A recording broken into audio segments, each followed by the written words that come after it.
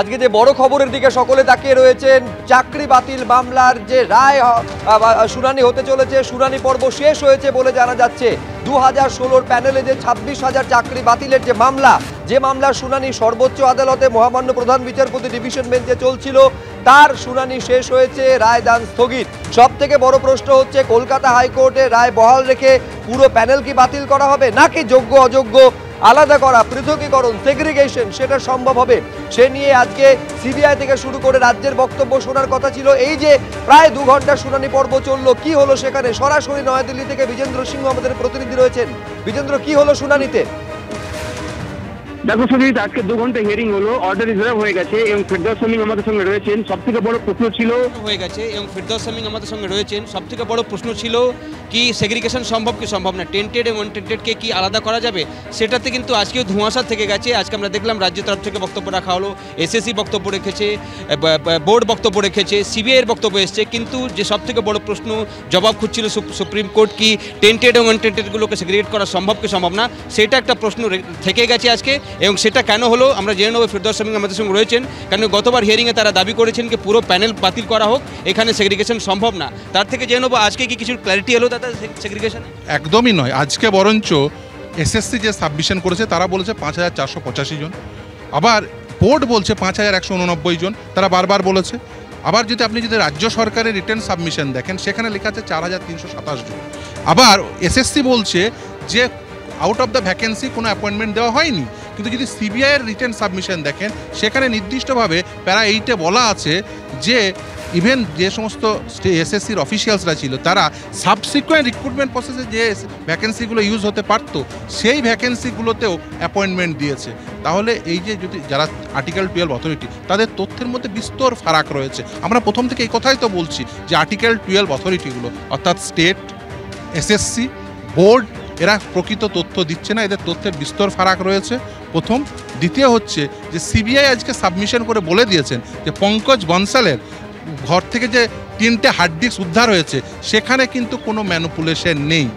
অর্থাৎ সেই ওএমআর শিটে যে শূন্য পেয়েছে তাকে 53 করা হয়েছে শুধুমাত্র ব্রাইব নিয়ে চাকরি দেওয়ার জন্য, এবং সেটি সিবিআই রিটার্ন সাবমিশনেও বলেছেন, এবং সেটি একেবারে প্রতিষ্ঠিত যে শূন্য বাড়িয়ে 53 করে চাকরি দেওয়া হয়। সিবিআইয়ের সাবমিশনের মধ্যে আরও একটা তথ্য ছিল আজকে আমরা দেখলাম, তারা বলছিলেন কি যেটা পঙ্কজ বনসালের কাছ থেকে যে ডেটা পাওয়া গেছে এবং যে ডেটা স্ক্যান কোম্পানি ছিল সেখান থেকে যে ডেটা পাওয়া গেছে সেটা এক রয়েছে, যা ম্যানিপুলেশন হচ্ছে সেটা এসএসসি সার্ভারের সময় যখন ওটাকে নম্বরগুলোকে পুট আপ করা হয়েছে তখন করা হয়েছে, কিন্তু কত সংখ্যা করা হয়েছে সেটা তারা বলছে। দেখুন, এইটা বলা সম্ভব নয় এই কারণেই, দেখুন অ্যাপার্ট ফ্রম দ্যাট আরও ম্যানিপুলেশন আছে। যেমন ধরুন ইন্টারভিউ যে মার্কস, সেখানে ম্যানিপুলেশন রয়েছে। যেমন ধরুন টাইপিং টেস্টের মার্কস, সেখানে ম্যানিপুলেশন রয়েছে, সেগুলো কোনো আইডেন্টিফাই হয়নি। তার কারণ সিবিআইয়ের ইনভেস্টিগেশন চলছে। আপনি যদি সিবিআইয়ের রিটার্ন সাবমিশন দেখেন, যেটা এই সুপ্রিম কোর্টের সামনেই তারা দাখিল করেছেন, সেই রিটার্ন সাবমিশনে স্পষ্টত বলা আছে টাইপিং টেস্টের মার্কস ম্যানিপুলেশন রয়েছে, ইন্টারভিউয়ের মার্কস ম্যানিপুলেশন রয়েছে, যে ভ্যাকেন্সিটি সাবসিকুয়েন্ট সিলেকশন প্রসেস ইউজ হতে পারতো সেই ভ্যাকেন্সিতেও অ্যাপয়েন্টমেন্ট দেওয়া হয়েছে।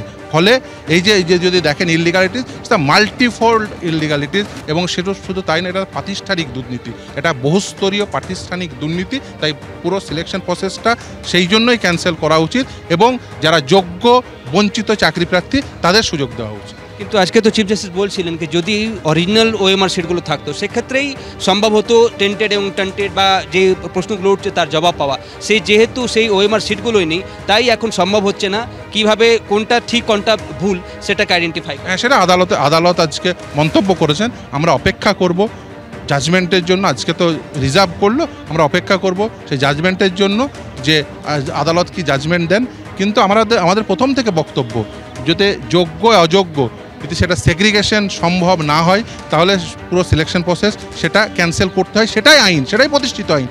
আমরা বারবার বলছি যে আর্টিকেল 12 অথরিটিরা, এসএসসি, বোর্ড এবং সরকার, তারা এই আইডেন্টিফিকেশনটা সঠিকভাবে করছে না, এবং তাদের তথ্যের ফারাক থেকে সেটা স্পষ্ট হয়ে যাচ্ছে। অন্য কথা রয়েছে দাদা, কি আজকে 18 জন ব্লাইন্ড ক্যান্ডিডেট যারা চাকরি পেয়েছিলেন, তার আগে অন্য জায়গায় চাকরি করতেন, পরে এখানে বেটার প্রসপেক্টের জন্য অ্যাপিয়ার করেছিলেন, তারা আজকে কোর্টের দ্বারস্থ হয়েছেন। তারা হাইকোর্টে যেহেতু মুভ করেননি, তারা তাদের বক্তব্য শোনেনি, আজকে চিফ জাস্টিস তাদের নামগুলো শেষের দিকে চাইলেন, সেটার গুরুত্বটা? দেখুন, তার কারণ এই নিয়োগ প্রক্রিয়ায় একজন ক্যান্ডিডেট, আমি মামলাটি করেছিলাম, সোমা বলে একজন ক্যান্ডিডেট, যিনি ক্যান্সার আক্রান্ত ছিলেন, তার চাকরিটি সেভ করা হয়েছিল। তারাও একইভাবে সেভ হতে চাইছেন, যদিও তারা কলকাতা হাইকোর্টের সামনে উপস্থিত হননি। আদালত সেটা জিজ্ঞাসাও করেছে, তাদের তথ্য দিয়েছে, সেটা আদালত বিচার করবে। সেই আমরা যখন জাজমেন্ট আসবে তখন নিশ্চিতভাবে জানতে পারবো। কিন্তু কলকাতা হাইকোর্ট একজনের সার্ভিস বাঁচিয়ে দিয়েছে, সেটা হচ্ছে সোমা। আমি মামলা করেছিলাম, তিনি ক্যান্সার আক্রান্তা ছিলেন, তার চাকরিটি, কারণ সেই সময় ক্যাবিনেট ডিসিশন নিয়েছিল এবং সোমার চাকরিটি, যদিও সোমা কিন্তু র্যাঙ্ক করা ক্যান্ডিডেট, সে কিন্তু বঞ্চিত চাকরি প্রার্থী ছিলেন। সে কিন্তু এই নয় যে তার র্যাঙ্ক ছিল না, সোমা বঞ্চিত চাকরি প্রার্থী ছিলেন।